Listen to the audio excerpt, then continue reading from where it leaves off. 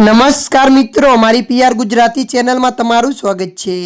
મિત્રો, બાંગ્લાદેશના કુમિલા જિલ્લામાંથી એક ધ્રુજાવી દે તેવા સમાચાર સામે આવી રહ્યા છે, જેમાં મુસ્લિમોએ હિન્દુ મહિલાના ઘરમાં ઘૂસીને બળાત્કાર કર્યો હોવાના અહેવાલ મળી રહ્યા છે।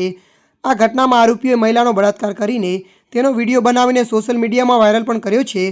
ત્યારે પોલીસે પીડિતાની એફઆઈઆરના આધારે 6 આરોપીઓની ધરપકડ કરી છે। માહિતી અનુસાર બળાત્કારનો આરોપી ફજોર એક સ્થાનિક ડ્રગ ડીલર છે। તે પોતાના બાંગ્લાદેશ નેશનલિસ્ટ પાર્ટીનો સભ્ય કહે છે। તેની સામે ધામધમકી આપીને ખંડણી વસૂલવાના કેસ નોંધાયેલા છે। પીડિતાના પરિવારનું કહેવું છે કે તેમને ફજોર પાસેથી 50,000 રૂપિયા ઉછીના લીધા હતા, જે તે પરત કરી શક્યા નહીં, જેથી આરોપીએ આનો જ બદલો લીધો હતો। પોલીસના જણાવ્યા મુજબ ફજોર કુમલાથી ભાગી ગયો હતો। તેને ઢાકાથી ધરપકડ કરવામાં આવી હતી।